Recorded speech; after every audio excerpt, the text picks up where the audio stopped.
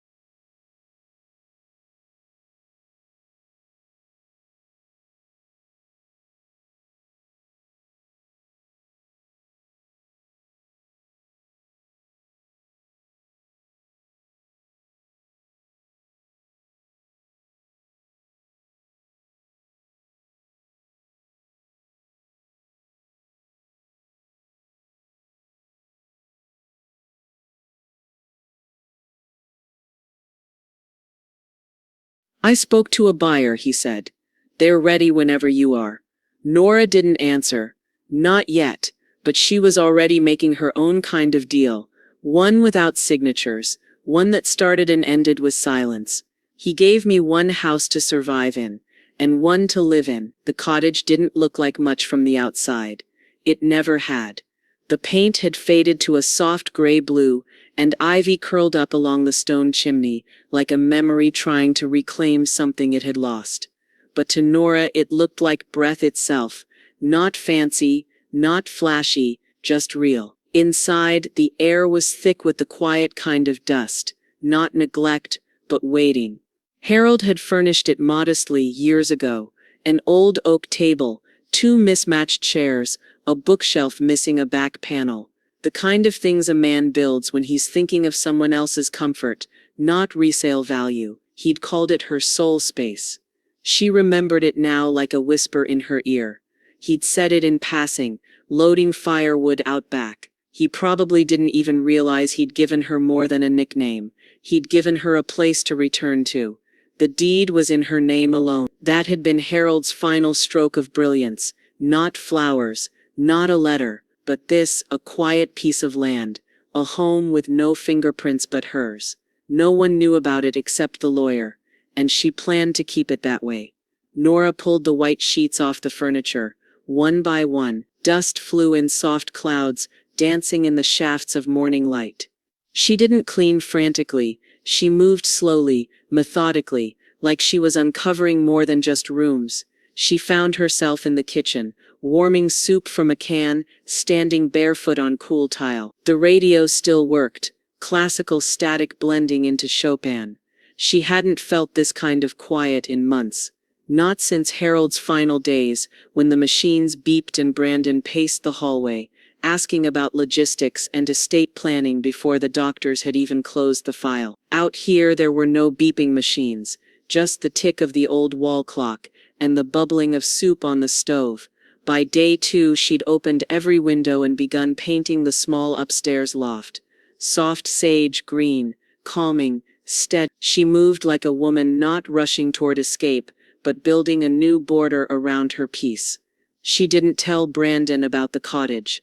Not when he texted that week asking, "Did you call the architect I sent you?" Not when he emailed articles titled, "How to Maximize Inherited Real Estate." Instead, she responded with simple delays. "Still thinking things through, not quite ready yet. I appreciate the suggestions." Meanwhile, in her sanctuary, she was doing more than thinking. She was rediscovering. She pulled out her old journal, the one she'd kept hidden since Harold's diagnosis. She began writing again, not about grief, about space, about silence, about ownership, the kind that doesn't come with signatures, but with choice. She made tea every morning and drank it on the porch. Deer wandered close to the edge of the trees. Once she saw a fox curl beneath the old azalea bush and disappear into the shade. This was hers. She began leaving behind little pieces of herself in the cottage. A framed photo of Harold by the fireplace. A scarf she used for chilly nights. A small herb garden in cracked terracotta pots by the back step. It wasn't hiding. It was reclaiming. And then, just as she was settling into this new rhythm, she returned to the main house to water the plants and collect the mail. Only to find Brandon wait. He stood in the foyer with his tablet open, smile tight. "I spoke to a buyer," he said, like it was already a done deal. "All they need is a walkthrough and a signature. We could lock it in by next week." Nora set the keys down. Her face was unreadable. "Oh," she said. "You've been busy." Brandon smiled, like a man who thought he'd won something. Nora walked past him straight to her desk, where the second deed still sat, locked in the drawer. She didn't open it. Not yet. But her hand lingered on the wood, for a moment too long, and she smiled to herself, small and quiet. Brandon had no idea. He gave me one house to survive in, and one to live in. The paint had faded to a soft gray blue, and ivy curled up along the stone chimney like a memory trying to reclaim something it had lost. But to Nora it looked like breath itself, not fancy, not flashy, just real. Inside, the air was thick with the quiet kind of dust. Not neglect, but waiting. Harold had furnished it modestly years ago. An old oak table, 2 mismatched chairs, a bookshelf missing a back panel. The kind of things a man builds when he's thinking of someone else's comfort, not resale value. He'd called it her soul space. She remembered it now like a whisper in her ear. He'd said it in passing, loading firewood out back. He probably didn't even realize he'd given her more than a nickname. He'd given her a place to return to. The deed was in her name alone. That had been Harold's final stroke of brilliance.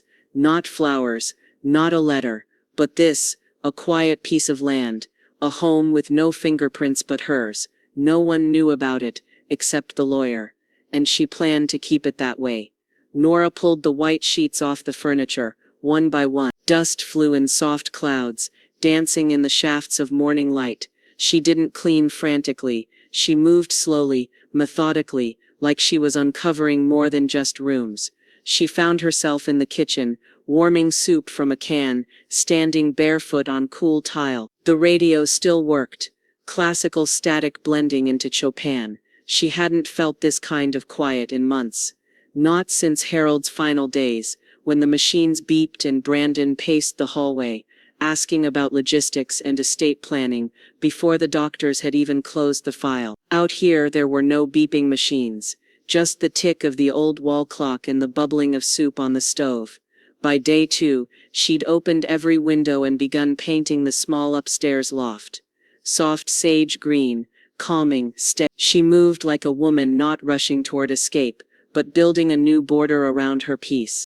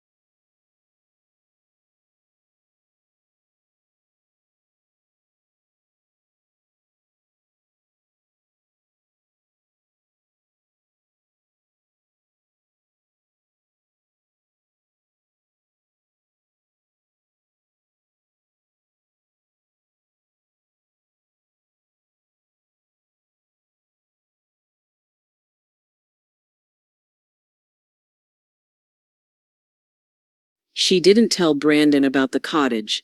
Not when he texted that week asking, "Did you call the architect I sent you?" Not when he emailed articles titled "How to Maximize Inherited Real Estate."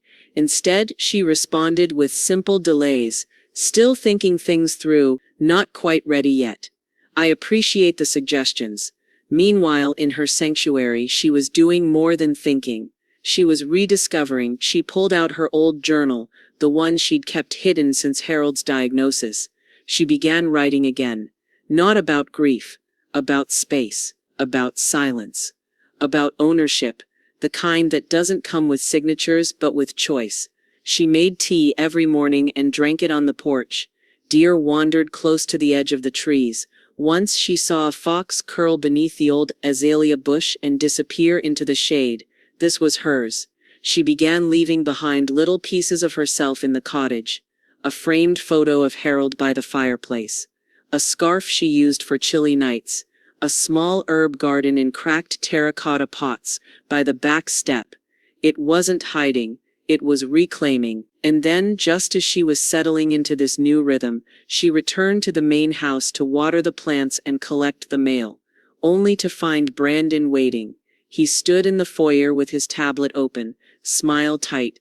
"I spoke to a buyer," he said, like it was already a done deal. "All they need is a walkthrough and a signature. We could lock it in by next week." Nora set the keys down. Her face was unreadable. "Oh," she said, "you've been busy." Brandon smiled, like a man who thought he'd won something. Cliffhanger. Nora walked past him, straight to her desk, where the second deed still sat, locked in the drawer. She didn't open it. Not yet. But her hand lingered on the wood for a moment too long, and she smiled to herself, small and quiet. Brandon had no idea. "Let me know when you're ready for Section 4, the ultimatum." "You said yes." ChatGPT said, "Great, here is." Brandon came by the next morning with coffee and an itinerary. Thought I'd save you some time, he said, waving a printed schedule. Tours, staging, all set for next week. You just need to sign a couple of documents and we're golden. Nora took the cup but didn't drink. She watched him set his tablet down, launch into a rehearsed pitch. Square footage, market demand, ROI. He spoke with the polish of a man used to hearing himself sound smart. Let's be honest, he said. This house is too much for you now, Mom. Nora blinked once. Is that your opinion or your wife's? Brandon chuckled, but it didn't reach his eyes. It's just, this place is a burden. You'd be more comfortable in a condo. Or actually, we were thinking maybe you could stay with us for a while, until the sale clears. Ah, there it was. She imagined herself boxed into their basement, her grief folded neatly into storage bins while Brandon and his wife made TikToks from her front porch. I appreciate the offer, she said, but I'm not going anywhere. He looked startled, just for a sec. Then the smile returned, plastic and patient. Okay, well, think about it, just don't wait too long. Buyers get nervous. That afternoon, Nora met with her attorney. I want everything moved, she said. Accounts, holdings. Lock them down. The attorney raised an eyebrow. All of it? Every cent Harold left me, and every cent I made myself.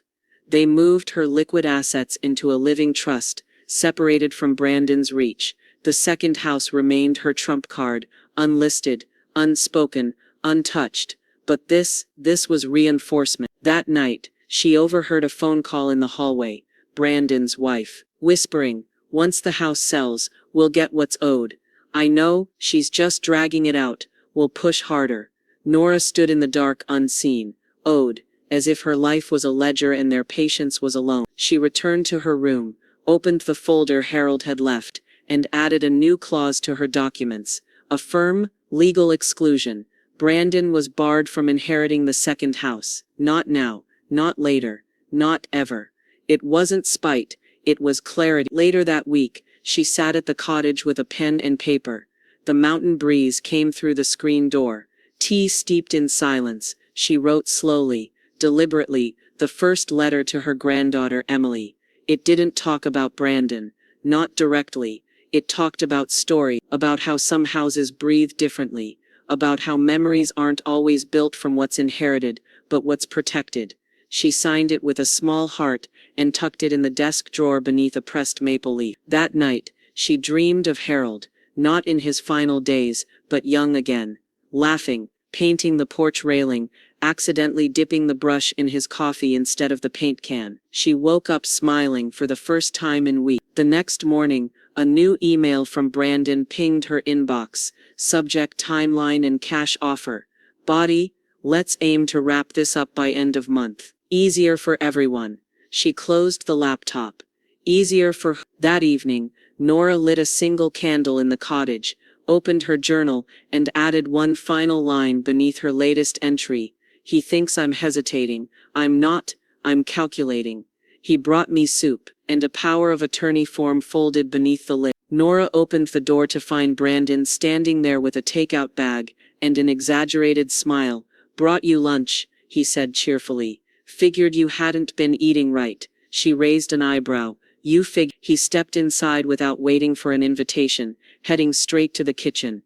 Chicken and wild rice. Your favorite, right? She didn't answer, just followed him, her pace unhurried, her eyes watchful. He set the container on the counter and took out a spoon, 2 napkins and a folded envelope that he slid beside the bowl like it had wandered there accidentally. Nora made no move toward the food. What's that? Oh, just something for later. A form. You know, just in case anything ever happened and you needed someone to step in. He laughed lightly. Power of attorney stuff. Super standard. Nora looked at it but didn't touch it.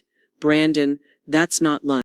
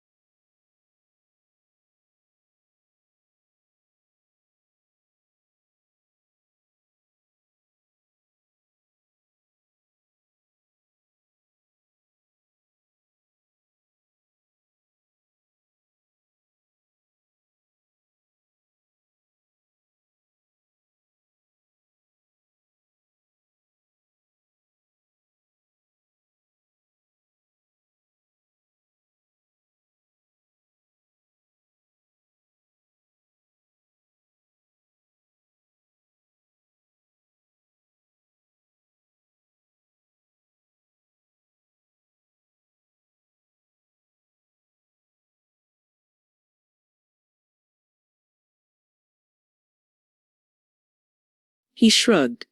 I'm just thinking ahead. It's what Dad would have done. She didn't flinch at the manipulation.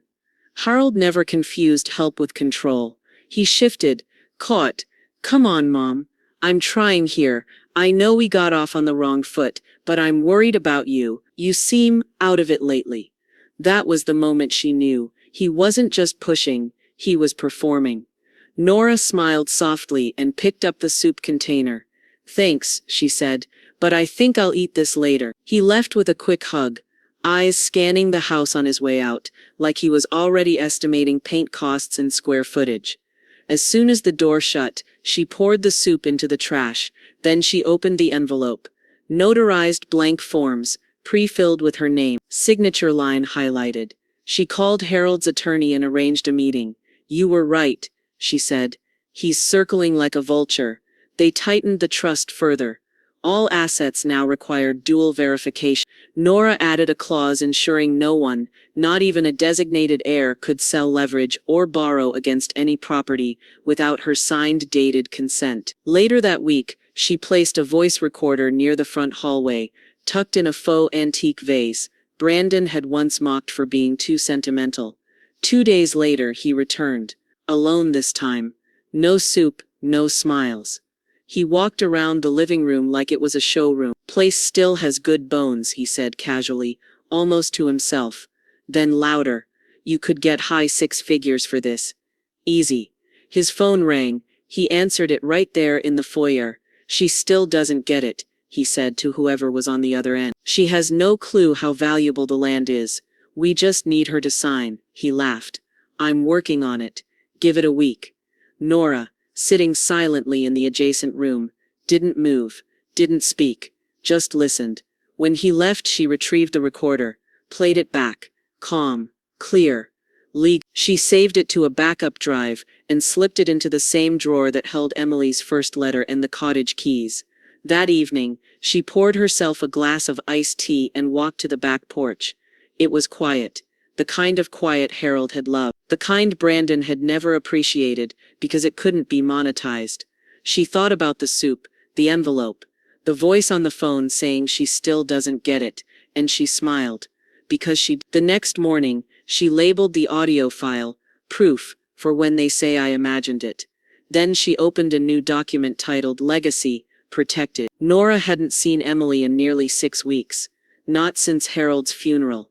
When Brandon finally agreed to drop her off for a weekend visit, Nora knew better than to press for more. Emily stepped out of the car with a backpack and a sketchbook tucked under her arm. Brandon gave a quick wave from the driver's seat. Didn't kill the engine. I'll text you when we're close on Sunday, he called. Then he was gone. Nora opened the cottage door, the one Harold had built by hand, and gestured her granddaughter inside. Emily's eyes widened as she looked around. It smells like cinnamon. I baked, Nora said with a wink. Peach muffins. They spent the first hour cooking and eating at the kitchen island, the windows open to the quiet hush of the foothills. Emily looked at the tree. It's like a storybook here. Nora smiled. That's how your grandfather always described it. Emily wandered the house slowly, brushing her fingers along the edge of a bookshelf, pausing in front of an old photograph of Harold in his garden boots. She turned. Daddy said you were selling your house and moving in with us. Nora tilted her head. Not exactly. Emily watched her carefully. He said you were lonely, that this place was too much for you. Nora took a deep breath and leaned forward on the counter. Sometimes grown-ups say things when they don't understand quiet. But quiet isn't lonely. It's peace. Emily nodded slowly, as if translating that in her head. They spent the afternoon painting watercolors on the back porch. Emily drew trees with faces, and Nora made a soft blue mountain with a winding road. No phones, no schedule. That evening, as they sat on the floor sorting buttons for a sewing project, Emily said, I want to write about this place for my class story. Nora's hands paused mid-sorting. What kind of story? A real one. About a house that keeps secrets, but only good ones. Nora didn't answer right away. Then she leaned down and pulled an old leather-bound notebook from the shelf. She flipped to the first page and handed it to Emily. What's this? It's my secret place, Nora said, Started it after your granddad passed. It's where I write what I don't say out loud. Emily flipped through, slowly, careful not to smudge the ink. Can I write in here too? Nora nodded. Just one rule, tell the truth, even if it's quiet. Later, after Emily had gone to bed, curled up in the old guest room, with a quilt Harold's mother once made, Nora sat on the porch again. She watched the moon rise over the hills, and thought about how it felt to hand a piece of herself to someone who didn't ask for it, didn't demand it, but simply received it. The next morning, Emily sat at the table with a piece of toast and said, "Do you think Daddy would be mad if he knew about this house?" Nora folded her napkin slowly. "I think he might feel confused. Or even hurt, because he didn't listen when I tried." Emily looked down at her plate, then up again. "I won't tell. You don't have to keep secrets," Nora said, "but sometimes you get to choose what's yours. This is mine." Emily smiled and slid her drawing across the table. It was the cottage, complete with garden chimney smoke and Nora standing on the porch, arms open. She'd written one sentence beneath it. "Some places are too special to sell." And Nora for the first time didn't say no. He said, "I'll come by Thursday." I said, "That's not a good day for me." Nora stared at the phone for a beat. Then calmly, "That's not a good day for me." A pause. "What? What?" "I have plans. Try another time." "You mean reschedule?"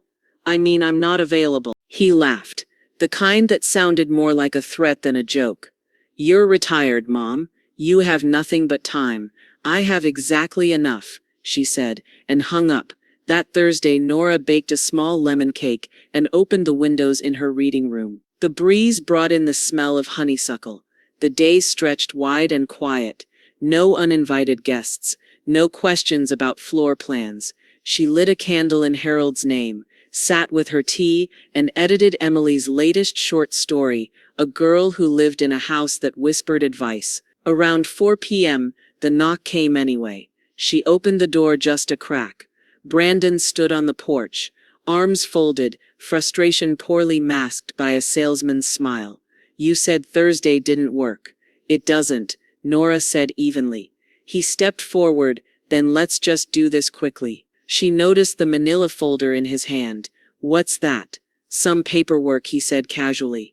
"A few things we can get rolling now, make it smoother down the road." "Down what road, Brandon?" He looked surprised, annoyed. "Look, you're living alone. It's not practical. These kinds of assets, they can work harder. I've spoken to people. I know things now." "I see," she said.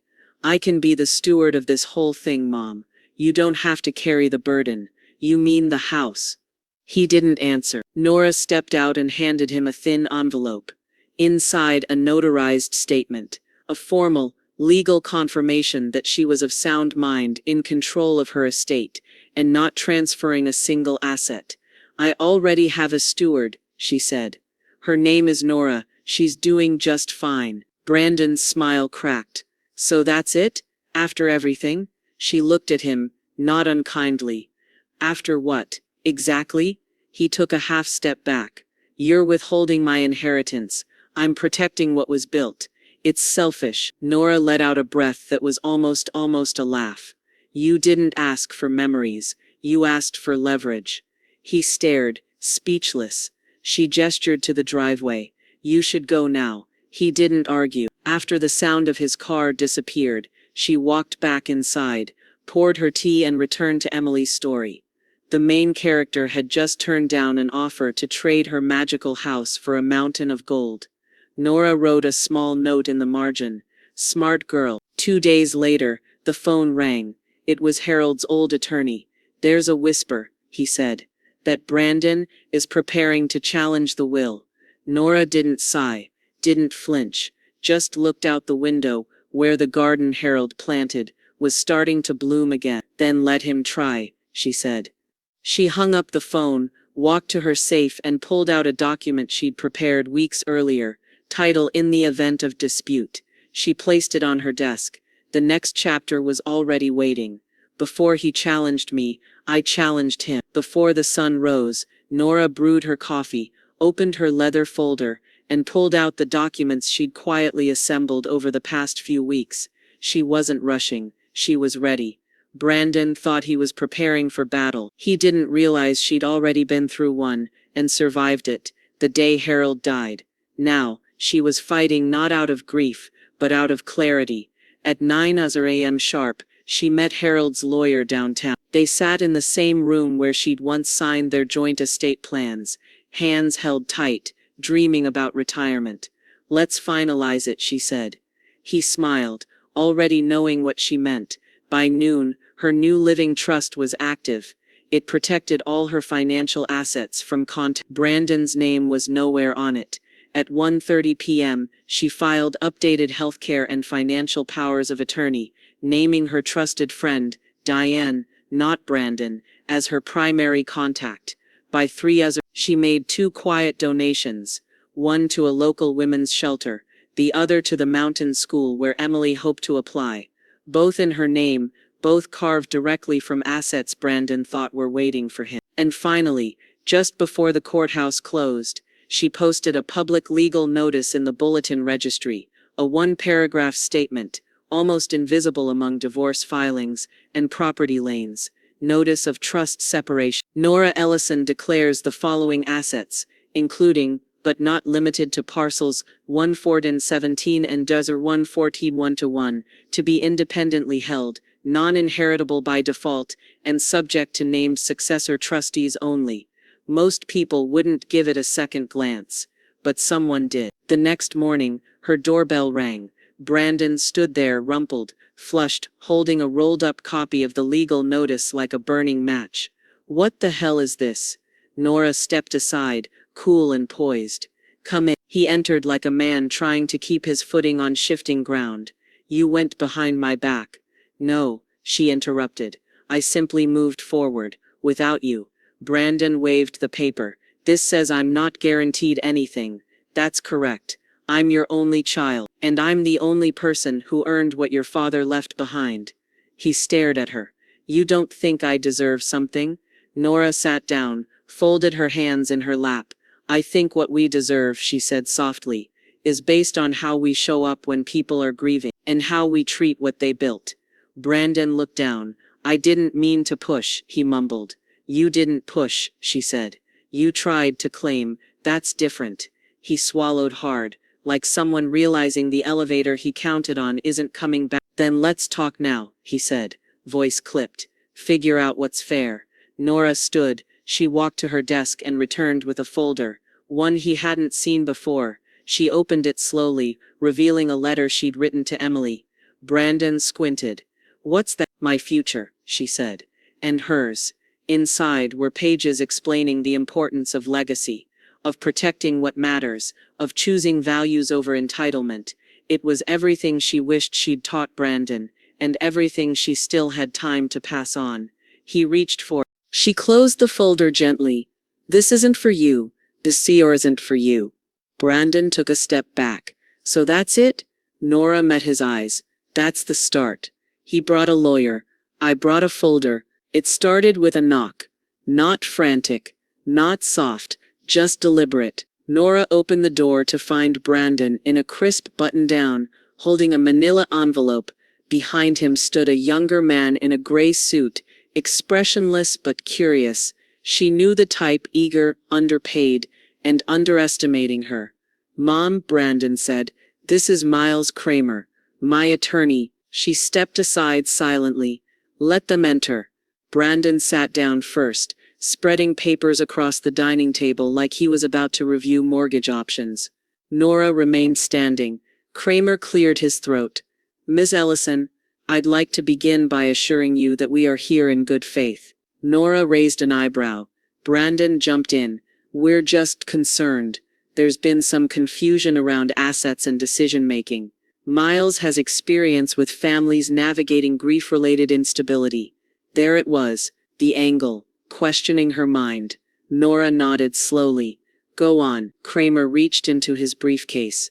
"We've filed preliminary intent to request a mental capacity evaluation. We believe some of your recent financial decisions may not align with your historical behavior, and we're prepared to petition the court for temporary conservatorship just until we clarify everything." Nora said nothing, walked over to her desk drawer, took out her own folder. "This is a notarized letter from Dr. Naomi Glassman, who evaluated me 2 weeks ago at the Asheville Wellness Institute. Certified psychologist. Clean bill of cognitive health. Dated, documented, signed." She placed the letter on the table. Kramer blinked. "Oh," she set down a second item.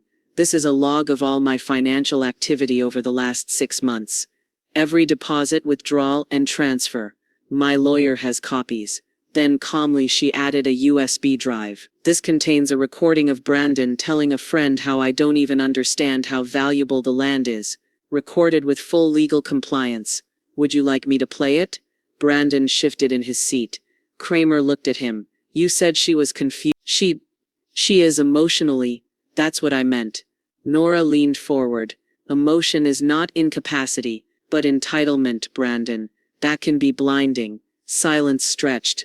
"I'm not declaring war," she said finally.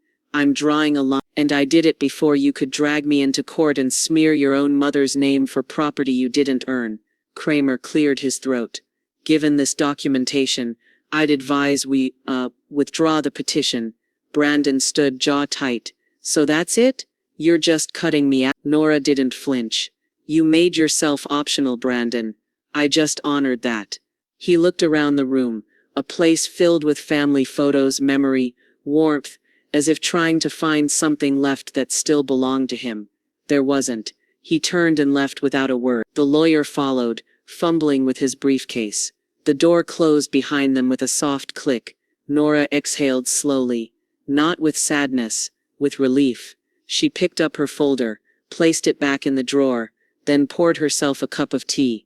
Her phone pinged. A message from her lawyer. "They've officially dropped the challenge. You're in the clear." She sat down, warm mug in hand. Then a second ping. A message from Emily's school. The subject line read, "Student Spotlight, Emily Grace's award-winning essay, 'The Strongest Woman I Know.'" Nora clicked the link and read the first sentence. "My grandmother is strong, not because she yells, but because she doesn't. She just does what's right, even when no one claps." She wiped her eye. A local journalist replied to the essay thread, "Would love to feature Nora and Emily. Possible interview next week." They wanted a woman to cry. Instead they got someone who rewrote the ending. The journalist had been polite, professional even, but there was something about the phrase "public interest" that made her stomach twist. She'd lived her life in quiet corners, not headlines, but Emily wanted her to say yes. "They said it could help other people, Grandma," she'd told her, legs folded on the cottage porch, sunlight catching the freckles across her nose. "You helped me, maybe you could help somebody else too." So Nora replied. She met the writer, a young woman named Tessa, at a downtown Asheville cafe, where the music was soft and the coffee was strong. "I won't name him," Nora said as they sat down. "Not once." Tessa nodded. "We're focused on legacy and choice, not conflict." The interview lasted 2 hours. Nora spoke carefully, clearly. She explained how grief opens doors, and how some people walk through them holding knives. She talked about boundaries, dignity, the silent theft of trust that happens in broad daylight. She didn't raise her voice once. She didn't need to. Tessa thanked her with real warmth. "This will resonate." The article was published on a quiet Monday morning, titled "Protecting Peace, A Widow's Guide to Holding the Line." It didn't go viral. But it spread through group chats, church emails, Facebook shares from women who rarely posted anything except birthday wishes and Bible verses. And in each comment section, a chorus emerged. "My daughter did the same thing. I thought I was alone in this. She's brave." We needed her voice. Even Nora's old neighbors, the ones who'd sent polite casseroles at the funeral and then faded into silence, reached out. Some wrote letters. One sent a handmade quilt. She folded each note, each kindness, into a small wooden box she kept near the fireplace. Proof, she thought, that staying silent isn't always the strongest choice. Brandon never said a word about the article. Not to her. Not publicly. But Nora noticed. He deleted his LinkedIn post that once bragged about future plans for family real estate. His wife's Instagram, usually glossy with travel and remodels, went quiet for a week. And when Nora stopped by the hardware store for garden tools, the clerk she barely knew gave her a respectful nod. "Nice article," he said softly. 1 week later, Nora and Emily stood together in the crowded school auditorium. Emily, dressed in a pale yellow dress Nora had bought her last fall, stood behind the podium clutching her paper. "My essay is called," she said, glancing toward the front row where Nora sat, "The Strongest Woman I Know." There wasn't a sound in the room as Emily read. She spoke about summer afternoons in the mountains, homemade soup, a house filled with stories and silence that never felt cold. "She taught me that being quiet doesn't mean being weak," Emily said. "Sometimes it means being strong enough not to shout." When it ended, the applause was thunderous, and Nora, the woman who had not cried at her own husband's funeral, felt the tears come, hot and unapologetic. Afterward, a teacher pulled her aside. "Your granddaughter is extraordinary. She gets it from someone," the woman added. Nora smiled. "Maybe both of us." Emily still wore her yellow dress, now wrinkled, her head on Nora's shoulder. "I think I want to be a writer," she whispered. "You already are," Nora replied. Emily tilted her head. "Will I ever be as strong as you?" Nora paused, then said, "You'll be strong because you'll know more." Earlier, the fireplace crackled. The phone buzzed. An email. Subject line: "We're producing a short documentary on elder independence. Would you be open to being interviewed?" Nora looked out at the garden, at the house she chose, the life she protected. Then she smiled. Maybe. This wasn't a secret anymore. It was a sanctuary, shared and earned. Every Thursday Nora brewed a fresh pot of tea, opened the windows, and prepared her little sanctuary for the women who came in ones and twos. Writers, widows, survivors of slow betrayals. No sign-in sheets, no name tags, just "This house has a pulse," one woman said after her first visit. Nora only smiled. It did. It had Harold's pulse, and hers, and now Emily's. The child came every other weekend, notebook in hand. She called the cottage Grandma's story house, as if it had always belonged to some fabled lineage. And in a way it had, not by blood, but by choice. "Can I plant a rose bush here?" Emily had asked one Saturday, pointing to the east fence, "like the one in Grandpa's old garden?" Nora nodded. "Only if you dig the hole yourself." Emily laughed. "Deal." They spent the afternoon barefoot in the dirt, hands muddy, hearts light, and when they stepped back the new rosebush leaned gently toward the sun. That night, Emily asked, "Are you putting me in your will?" The question was soft, not greedy, just curious. "I am," Nora said, smoothing the blanket over her legs. "Even though I'm just a kid?" Nora turned to her. "You're not just anything, you're kind, you're honest, you don't take what isn't yours. That's what matters." Emily nodded like she understood something bigger than money. She always did. By spring the writing group had grown from 5 women to 12. A few brought baked goods, one crocheted bookmarks, another, an accountant in her 50s, offered to teach a free class on budgeting after divorce. "I didn't think I had anything to offer," she said. Nora replied, "That's how most of us start." The cottage became something of a quiet landmark in town. People whispered about it at the farmer's market. Not with gossip, with reverence. There was even talk of nominating Nora for a community leadership award. She politely declined. "I'm not leading. I'm just opening the door." One afternoon a letter arrived, not from Brandon, but from Emily's school. Her essay had been submitted to a national contest. She was a finalist. Nora read the email twice, then printed it and taped it beside the kitchen sink. Underneath it she began scribbling a new note in her journal. "Legacy isn't what we leave behind, it's what we choose to protect in front of witnesses." She'd learned that the hard way. Brandon had stopped calling, stopped emailing, stopped reaching, altogether. But she still kept a folder, a slim one, of letters from years past. Some were loving, some manipulative. She no longer tried to separate them. They were evidence of who he'd been, of who she'd been. Letting go didn't mean pretending it hadn't happened. It meant walking forward without dragging the weight. The Quespies, that weekend, Emily brought over a blank plaque she'd made in art class. "I want to name the house." Nora tilted her head. "What'll we call it?" "Harold's house," she said, "but we should put something else too." They stood in the garden together, brushing dust from the wood. Emily picked up a paintbrush, dipped it in blue, and carefully wrote, "Harold's house, guarded by girls." They laughed, and cried, and laughed again. The next morning, a thin envelope arrived, handwritten, "No return name." Nora opened it on the porch, coffee in hand. Inside, one sentence in Brandon's familiar handwriting: "If you're not going to help me, at least explain why."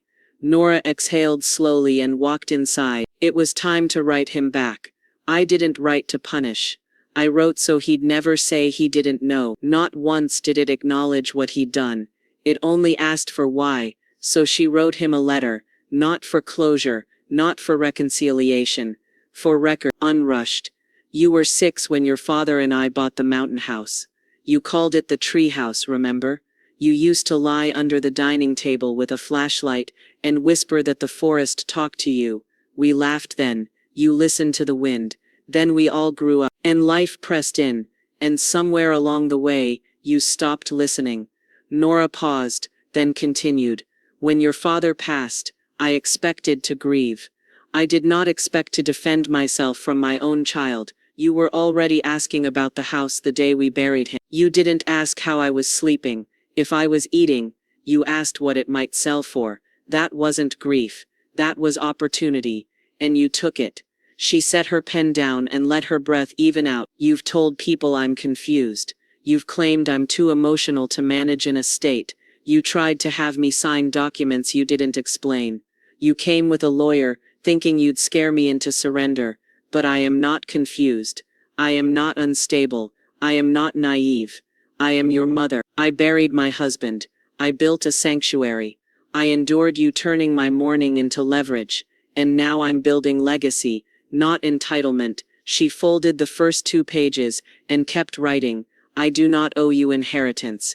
I owe you honesty. So here it is. You will not receive the second house. You will not receive access to the trust. You will not receive ownership of what you tried to claim before I was cold in the ground. You will, however, live with your choices, and I will live with mine." She stopped, then tucked one final page behind the letter.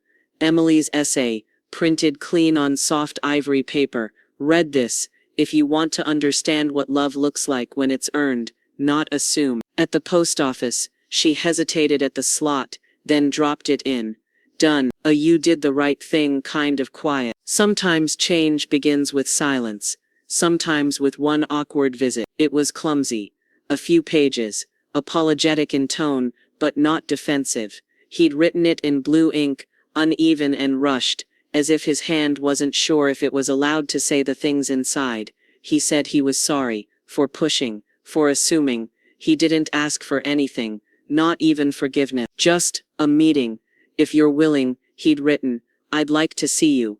Not to argue, not to talk about houses or money, just you." She made tea again the next day, a habit that steadied her,